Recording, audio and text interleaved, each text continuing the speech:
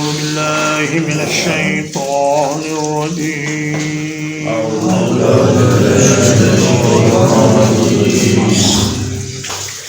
جنات عدن يدخلونها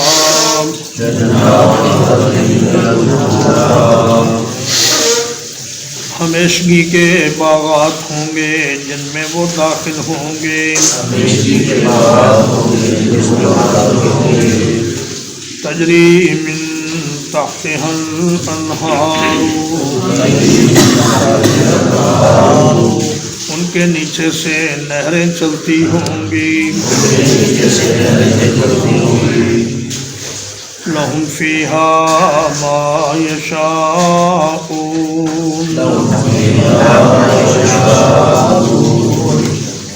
ان کے لیے اس میں وہ کچھ ہوگا جو وہ چاہیں گے کذالک یجزی اللہ المتقین اسی طرح اللہ تعالی جزا دیتا ہے پرہیزگاروں کو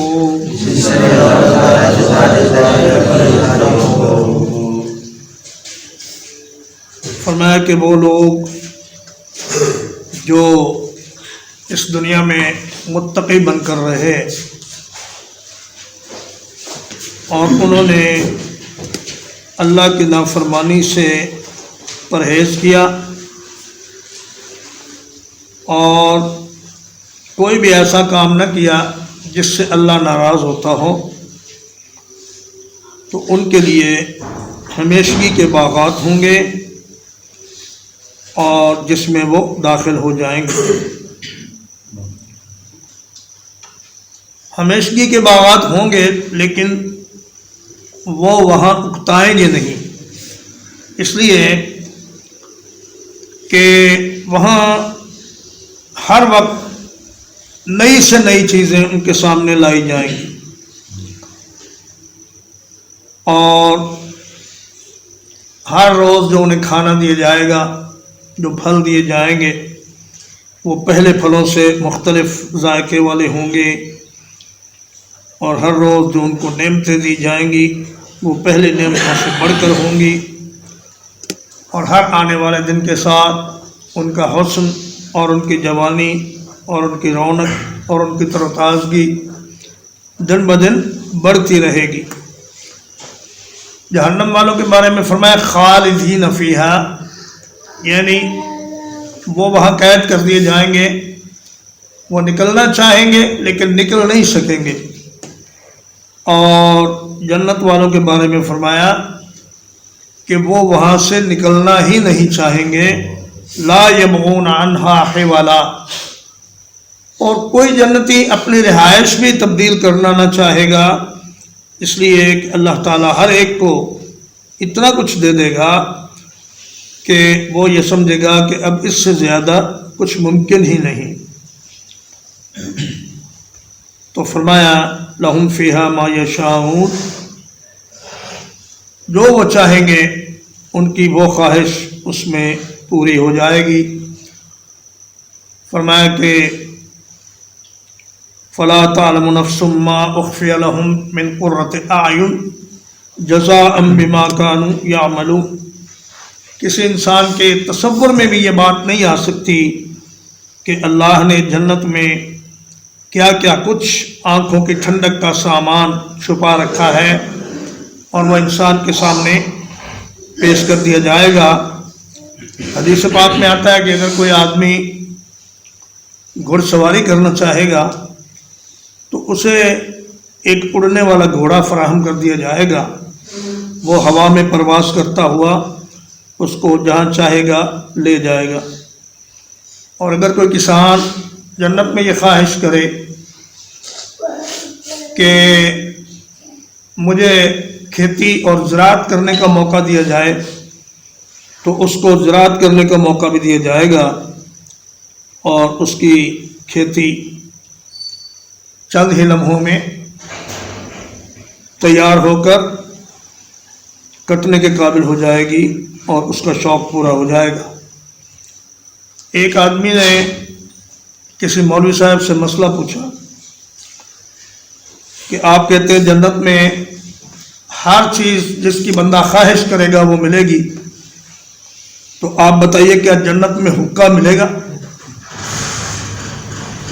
تو مولوی صاحب نے فرمایا کہ مجھے یقین ہے کہ اگر تم جنت میں حقے کی خواہش کرو گے تو تمہیں ضرور ملے گا، لیکن مجھے یہ بھی یقین ہے کہ اتنی گندی اور بدبودار چیز کی تم جنت میں خواہش ہی نہیں کرو گے، اس لیے کہ وہاں اللہ پاک ایسی ایسی نعمتیں عطا کر دے گا کہ ایک دنیا کی جو بیکار چیزیں ہیں یہ انسان کی نظر میں بے وقت ہو جائیں گی۔ فرمایا کذالک یجزی اللہ المتقین، اللہ تعالیٰ گناہوں سے بچنے والوں کو اسی طرح بدلہ دیا کرتا ہے۔ انسان اللہ کا ولی بنتا ہے گناہوں سے بچنے سے، نیکیاں کرنے سے، محض نیکیاں کرنے سے انسان اللہ کا ولی نہیں بنتا جب تک کہ وہ گناہوں سے پرہیز نہ کرے۔ اور نیکیوں کے ساتھ گناہ کرنے والا ایسا ہی ہے جیسے کوئی آدمی بہترین کھانا بھی کھائے اور ساتھ ساتھ تھوڑا تھوڑا زہر بھی لیتا رہے۔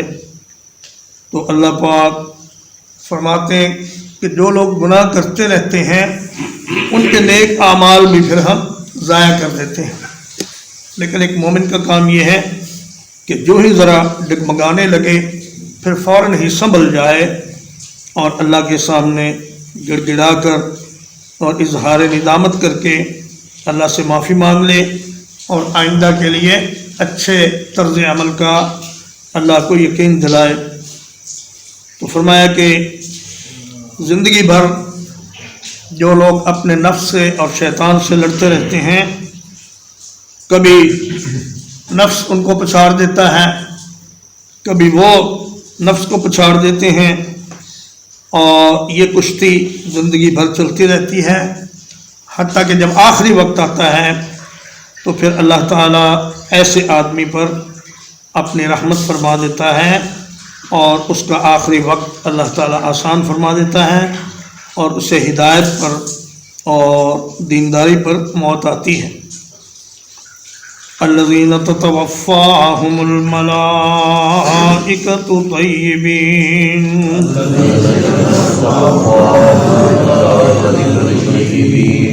وہ لوگ جنہیں فرشتے فوت کرتے ہیں اس حال میں کہ وہ پاک ہوتے ہیں۔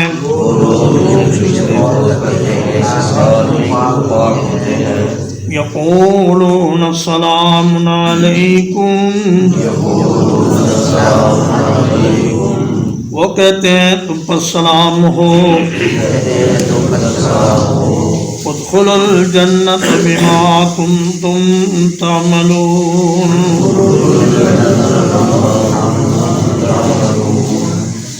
داخل ہو جاؤ جنت میں اس چیز کے سبب جو تم عمل کرتے تھے۔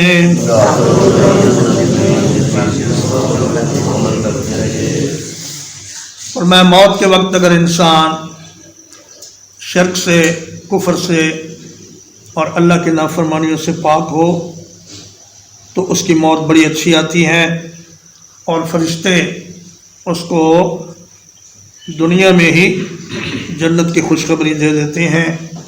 نبی کریم صلی اللہ علیہ وسلم نے فرمایا کہ مومن جب اس دنیا سے رخصت ہونے لگتا ہے تو اسی وقت اس کو پتہ چل جاتا ہے کہ میرا انجام جنت ہے یا جہنم، اور کافر کو بھی جان نکلتے وقت یہ اندازہ ہو جاتا ہے کہ اب آنے والے حالات میرے لیے کیسے ہوں گے۔ فرمایا کہ یا تو اس کی قبر کو جنت کے باغیچوں میں سے ایک باغیچہ بنا دیا جاتا ہے، اور یا اس کی قبر کو جہنم کے گڑھوں میں سے ایک گڑھا بنا دیا جاتا ہے۔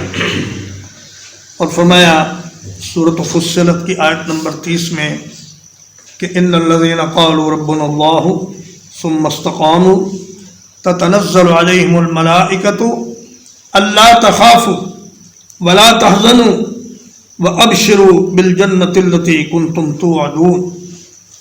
فرمایا کہ جب فرشتے جان نکالنے کے لیے آتے ہیں وہ لوگ کہ جو لا الہ الا اللہ کہنے کے بعد پھر اس پر ڈٹ گئے استقامت اختیار کی. اگر کبھی پاؤں پھسلا بھی تو فوراً ہی اپنے آپ کو سنبھال لیا. تو فرشتے کہتے ہیں اللہ تخافوا ولا تحزنوا، آنے والے حالات سے نہ ڈرو اور دنیا میں جو کچھ چھوڑ کے جا رہے ہو اس کا غم نہ کرو، اس لیے کہ تمہیں اس سے بہت بہتر کچھ ملنے والا ہے. اور فرمایا نحن اولیاؤکم فی الحیات الدنیا وفی الآخرہ وَلَكُمْ فِيهَا مَا تَشْتَهِي أَنفُسُكُمْ وَلَكُمْ فِيهَا مَا تَدَّعُونَ. ہم دنیا میں بھی تمہارے دوست ہیں، تمہارے سرپرست ہیں، اور آخرت میں بھی ہماری ہی سرپرستی تمہیں حاصل رہے گی اور ہماری شفقت اور ہماری محبت تمہیں حاصل رہے گی، اور تمہیں جنت میں وہ کچھ ملے گا جو کچھ تمہارا دل چاہے گا.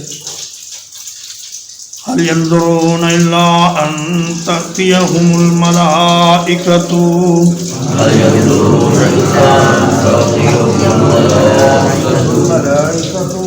وہ نہیں انتظار کرتے مگر اس بات کا کہ ان کے پاس فرشتے آ جائیں.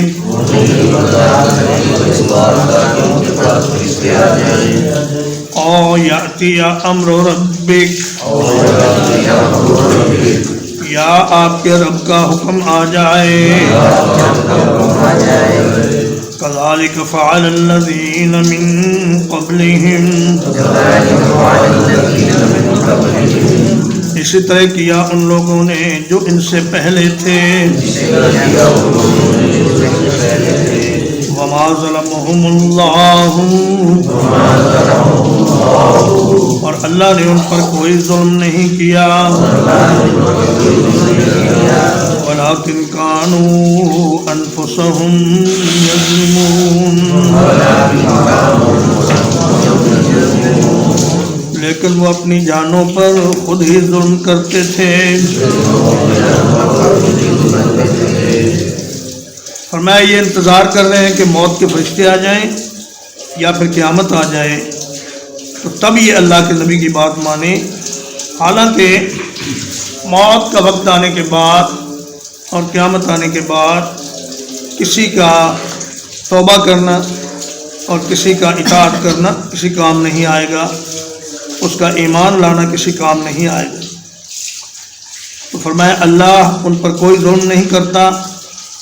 جس کو سزا ملتی ہے اس کی اپنی نالائکی کی وجہ سے ملتی ہے، اور جو کوئی انعام پاتا ہے وہ اللہ کی رحمت اور اپنی کوشش کی وجہ سے پاتا ہے. فَأَصَابَهُمْ سَيِّئَاتُ مَا عَمِلُوا، بس آ پہنچے ان کو برے نتائج ان اس چیز کے جو وہ عمل کرتے تھے. وَحَاقَ بِهِمْ مَا كَانُوا بِهِ يَسْتَهْزِئُونَ،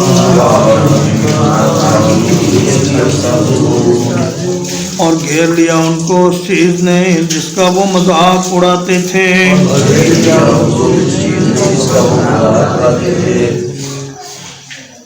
فرمایا کہ برے اعمال کی شامت انسان کو اس دنیا میں بھی اور آخرت میں بھی پہنچ کر رہتی ہے. بعض گناہ ایسے ہیں کہ جن کی سزا دنیا میں بھی ملتی ہے اور آخرت میں بھی. ان میں سے ایک والدین کی نافرمانی بھی ہے، اور ان میں سے ایک قطع رحمی بھی ہے. اپنے رشتہ داروں کو ان سے تعلق توڑ لینا اور ان کے ساتھ قطع تعلقی کر لینا، یہ اللہ کو سخت ناپسند ہے. اور فرمایا وَحَاقَ بِهِمْ مَا كَانُوا بِهِ يَسْتَهْزِئُونَ، اور جس عذاب کا وہ مذاق اڑاتے تھے اسی نے ان کو گھیر لیا. جب یہ کہا جائے کہ اللہ کا عذاب آتا کیوں نہیں، تو یہ دراصل عذاب کا مذاق اڑانے والی بات ہی ہوتی ہے. ترجمہ ایک بات، جنات عدن يدخلونها، ہمیشگی کے باغات ہوں گے جن میں وہ داخل ہوں گے. تجری من تحتها الانہار، ان کے نیچے سے نہریں چلتی ہوں گی. لهم فيها ما يشاءون ان کے لیے ان جنتوں میں وہ کچھ ہوگا جو وہ چاہیں گے.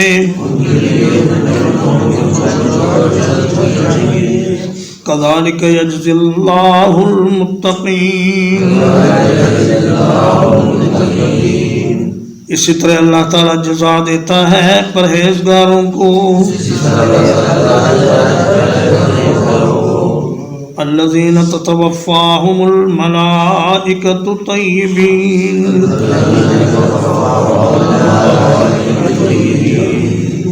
وہ لوگ جنہیں فرشتے فوت کرتے ہیں اس حال میں کہ وہ پاک ہوتے ہیں.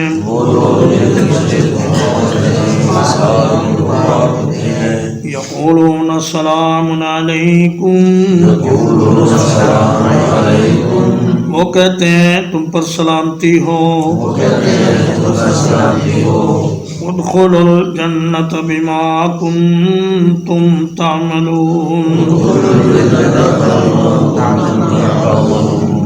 داخل ہو جاؤ جنت میں اس چیز کے سبب جو تم عمل کیا کرتے تھے.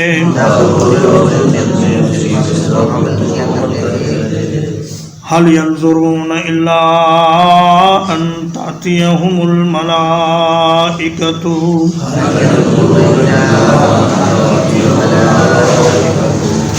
نہیں انتظار کر رہے مگر اس بات کا کہ ان کے پاس فرشتے آ جائیں. او یأتی امر ربک، یا تیرے رب کا حکم آ جائے. كذلك فعل الذين من قبلهم. اسی طرح کیا ان لوگوں نے جو ان سے پہلے تھے. وما ظلمهم الله. اور اللہ نے ان پر کوئی ظلم نہیں کیا. ولكن كانوا أنفسهم يظلمون. لیکن وہ اپنی جانوں پر خود ہی ظلم کرتے تھے. فأصابهم سيئات ما عملوا. بس آ پہنچے ان کے پاس برے نتائج ان کے اعمال کے.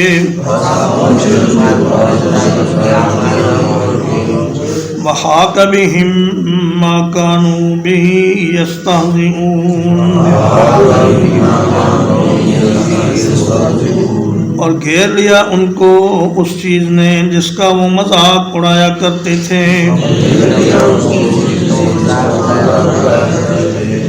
وصلی اللہ علی نبینا محمد وآلہ وصحبہ اجمعین.